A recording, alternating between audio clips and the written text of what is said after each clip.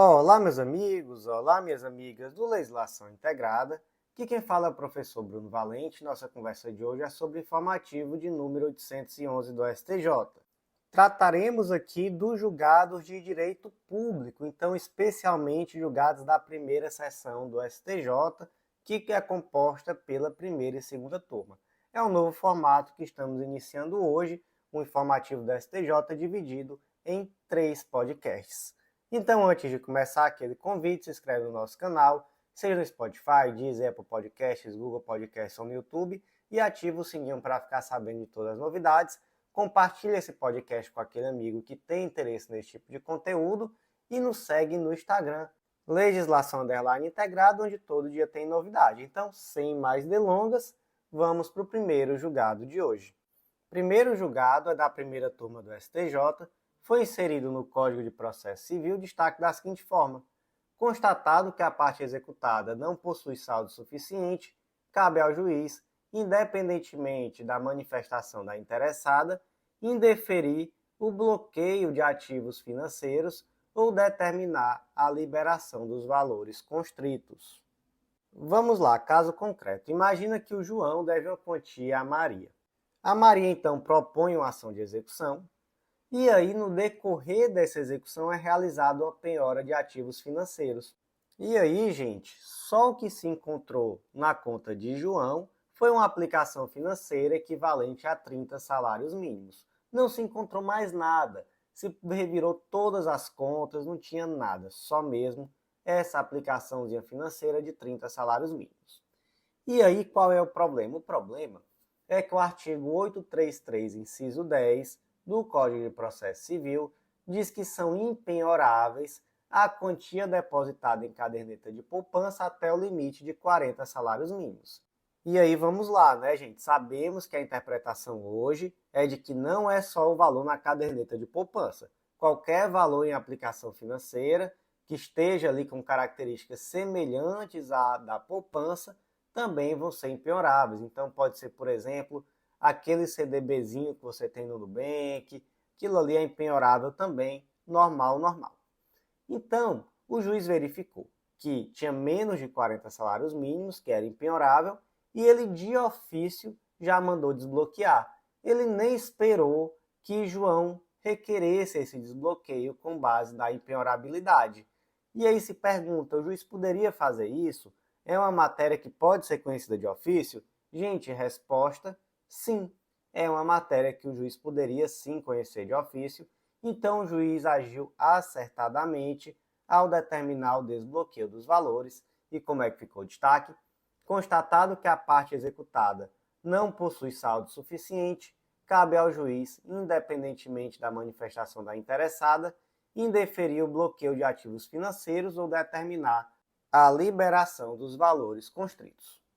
Próximo julgado do dia foi inserido na Lei Complementar 123, que é o Estatuto da Microempresa e da Empresa de Pequeno Porte, destaque da seguinte forma: o valor pago a título de gorjetas, ante a sua natureza salarial, não pode integrar o conceito de faturamento, receita bruta ou lucro para fins de apuração tributária.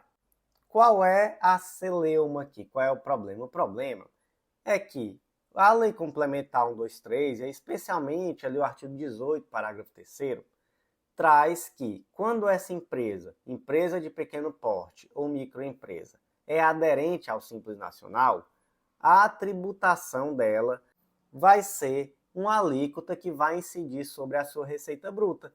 E aí esse percentual sobre a receita bruta, ele já vai representar uma série de tributos que são pagos de uma vez só em uma única guia. Tá bom. E aí vem a pergunta então, o que é essa receita bruta? E aí o debate da vez é gorjeta. A gorjeta que é paga ao empregado. Essa gorjeta integra a receita bruta da empresa? Gente, gorjeta são valores que são pagos espontaneamente pelos clientes ao empregado. Então, é aquela situação, por exemplo, em que eu vou a um restaurante e eu pago diretamente ao garçom uma gorjeta em virtude do serviço que me foi prestado. Professor, e se for 10%, é muito comum, né? Na conta já vinha ali os 10% da gorjeta. Mesma coisa, pode ser uma gorjeta direta, pode ser uma gorjeta indireta. Então, por exemplo, uma caixinha coletiva. Imagina que essa gorjeta ela é paga como 10% nas contas, fica ali numa caixinha coletiva e é distribuída a todos os empregados. Qual é a natureza dessa gorjeta? É salarial. Conforme a legislação trabalhista, gorjeta tem natureza salarial, então é considerado parte da remuneração do empregado. Então, sabendo de tudo isso, eu te pergunto, essa gorjeta, ela faz parte da receita bruta da empresa, para efeitos especialmente aqui de tributação pelo Simples Nacional? Gente, não faz parte, até porque esse valor não pertence à empresa. Esse valor pertence aos empregados, tem natureza salarial. E por isso é devido aos empregados e não à empresa. Então, em nenhum momento integra a receita bruta.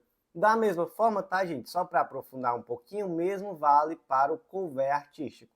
Também não é considerado receita bruta para fins de tributação.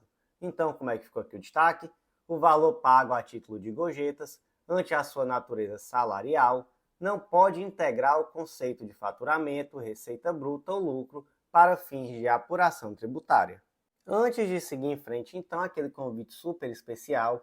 Se você ainda não faz parte do Clube da Lei, acesse legislaçãointegrada.com.br e vem fazer parte desse clube que te dá acesso a material semanalmente atualizado por esses mesmos informativos que eu comento aqui em formato de áudio e um estudo super completo de lei seca e jurisprudência. É o que você precisa para organizar seus estudos de uma vez por todas. Aproveita também com essa editora integrada, vem publicar com a gente, você vai ver que é mais fácil do que você imagina e que vai ser um grande diferencial em uma futura prova de títulos. E, gente, pode ser um texto que você já tem, um TCC, uma monografia, transformamos em livro e viabilizamos a publicação. Então, vamos seguir em frente. Julgados da segunda turma do STJ.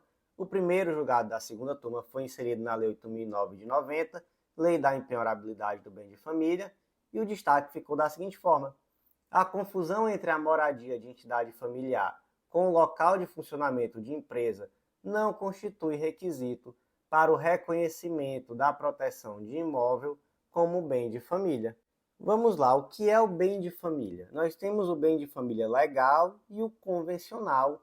O bem de família legal é aquele que está previsto na Lei 8.009 de 90, que é o imóvel residencial próprio do casal ou da entidade familiar, que ele é impenhorável e não responderá por qualquer tipo de dívida civil, comercial, fiscal, tributária ou de outra natureza, contraída pelos cônjuges ou pelos pais ou filhos que sejam seus proprietários e nele residam.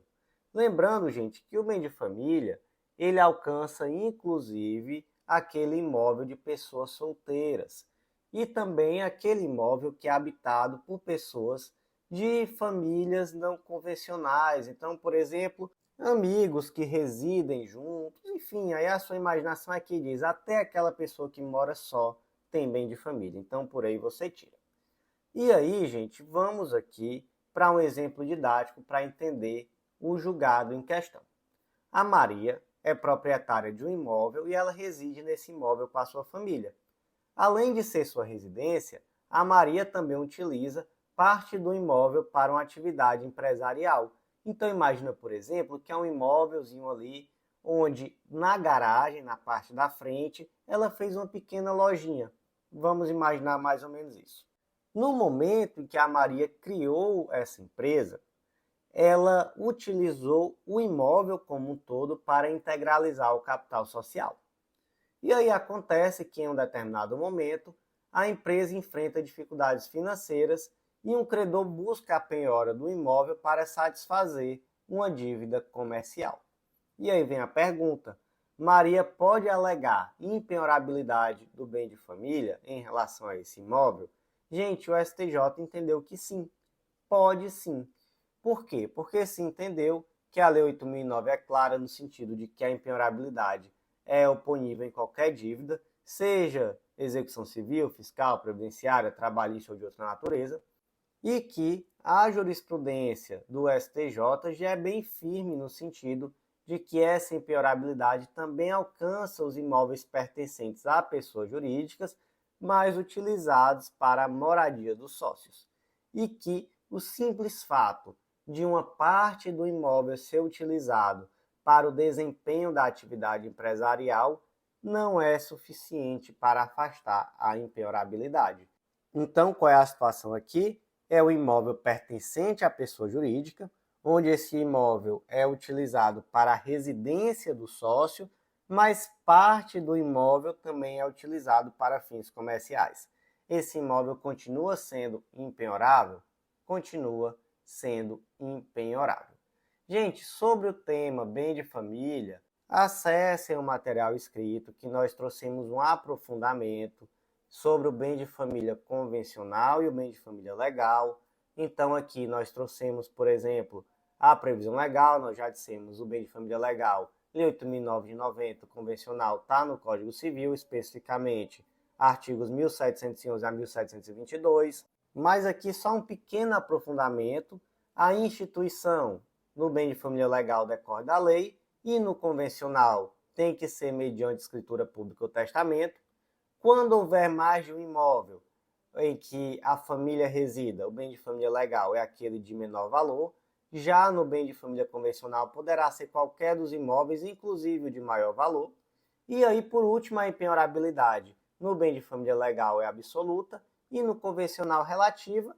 E em relação aos efeitos, no bem de família legal temos apenas a impenhorabilidade e no bem de família convencional também podemos ter a inalienabilidade. Gente, temos um aprofundamento muito bem feito no material escrito, com tese, julgados, tudo que você precisa, então dá uma olhada lá, tá? Por enquanto, vamos apenas reler o destaque do julgado. A confusão entre a moradia de entidade familiar com local de funcionamento de empresa não constitui requisito para o reconhecimento da proteção de imóvel como bem de família. E o último julgado da segunda turma foi inserido no Código de Processo Civil e o destaque ficou da seguinte forma: o enquadramento na faixa de isenção do imposto de renda não deve ser utilizado como critério para o deferimento do benefício da assistência judiciária gratuita. Gente, vamos lá. O artigo 98 do Código de Processo Civil traz que a pessoa natural ou jurídica, brasileira ou estrangeira, com insuficiência de recursos para pagar as custas, as despesas processuais e os honorários advocatícios, têm direito à gratuidade de justiça na forma da lei. Além disso, existe também na lei uma presunção de veracidade da declaração de hipossuficiência feita por pessoa natural.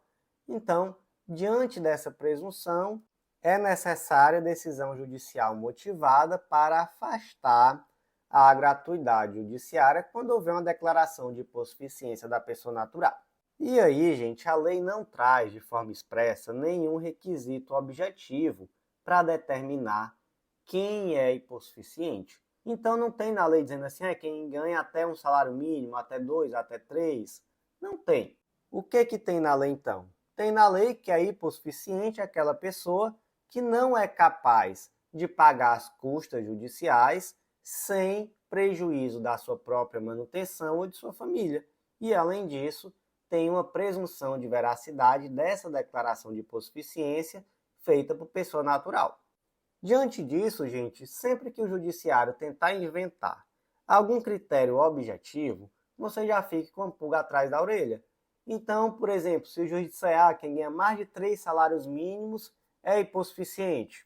Não.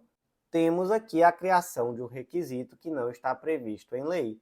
Então, da mesma forma, a criatividade judicial levou muitas vezes a criar esse requisito aqui, de dizer, olha, quem que é hipossuficiente? É quem está na faixa de isenção do imposto de renda. Então, pagou imposto de renda, já não é hipossuficiente. Isso aqui tem amparo legal? Não tem de forma alguma.